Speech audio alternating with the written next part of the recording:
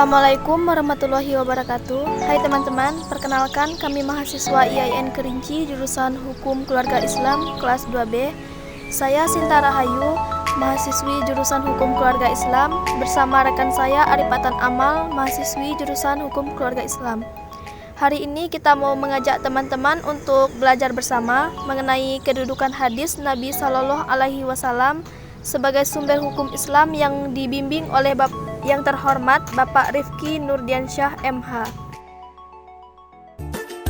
Jadi teman-teman, dalam kedudukannya sebagai penjelas, hadis kadang-kadang memperluas hukum dalam Al-Quran atau menetapkan sendiri hukum di luar apa yang ditentukan Allah dalam Al-Quran.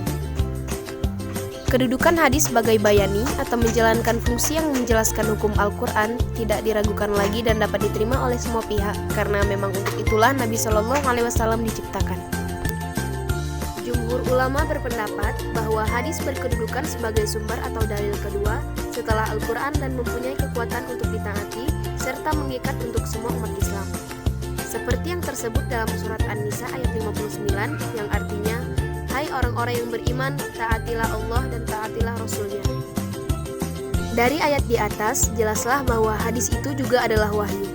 Bila wahyu mempunyai kekuatan sebagai dalil hukum, maka hadis pun mempunyai kekuatan hukum untuk dipatuhi. Kekuatan hadis sebagai sumber hukum ditentukan oleh dua segi. Yang pertama, dari segi kebenaran materinya, dan yang kedua, dari segi kekuatan penunjukannya terhadap hukum.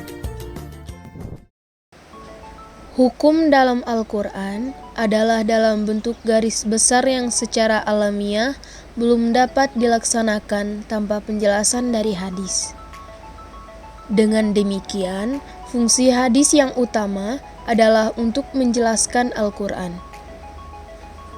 Hal ini telah sesuai dengan penjelasan Allah dalam surah An-Nahl ayat 64 yang artinya, dan kami tidak menurunkan kepadamu Alkitab, Al-Quran ini, melainkan agar kamu dapat menjelaskan kepada mereka perselisihan itu. Hadis tersebut disebut sebagai bayani. Dengan demikian, bila Al-Quran disebut sebagai sumber asli bagi hukum fikih, maka fungsinya sebagai berikut. Yang pertama, menguatkan dan menegaskan hukum-hukum yang tersebut dalam Al-Quran atau disebut fungsi ta'kid dan taqrir. Dalam bentuk ini, hadis hanya seperti mengulangi apa-apa yang tersebut dalam Al-Quran. Umpamanya firman Allah dalam surah Al-Baqarah ayat 110 yang artinya, dan dirikanlah salat dan tunaikanlah zakat. Ayat itu dikuatkan oleh sabda Nabi yang artinya, Islam itu didirikan dengan 5 pondasi. Kesaksian bahwa tiada Tuhan selain Allah dan Muhammad adalah Rasulullah, mendirikan salat dan menunaikan zakat. Selanjutnya yang kedua, memberikan penjelasan terhadap apa yang dimaksud dalam Al-Quran dalam hal yang pertama, menjelaskan arti yang masih samar dalam Al-Quran. Yang kedua, merinci apa-apa yang dalam Al-Quran disebutkan secara garis besar.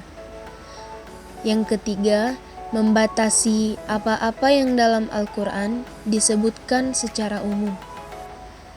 Yang keempat, memperluas maksud dari sesuatu yang tersebut dalam Al-Quran. Selanjutnya yang ketiga, menetapkan suatu hukum dalam hadis yang secara jelas tidak terdapat dalam Al-Quran.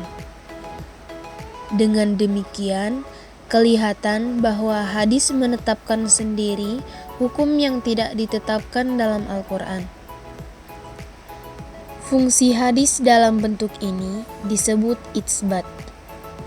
Sebenarnya, bila diperhatikan dengan teliti, akan jelas bahwa yang ditetapkan hadis itu pada hakikatnya adalah penjelasan terhadap apa yang disinggung Al-Quran atau memperluas apa yang disebutkan Al-Quran secara terbatas. Umpamanya, Allah Subhanahu wa Ta'ala mengharamkan memakan bangkai, darah, dan daging babi. Larangan Nabi ini menurut lahirnya dapat dikatakan sebagai hukum baru yang secara jelas tidak terdapat dalam Al-Quran. Tetapi kalau dipahami lebih lanjut, larangan Nabi itu hanyalah sebagai penjelasan terhadap larangan Al-Quran memakan sesuatu yang kotor. Itulah pembahasan mengenai kedudukan hadis Nabi Shallallahu Alaihi Wasallam. Semoga dapat menjadi pembelajaran yang bermanfaat bagi kita semua. Demikian pembahasan singkat dari kami. Apabila terdapat kekurangan, kesalahan, serta kekhilafan pada materi dan pembacaan kami, mohon maaf yang sebesar-besarnya.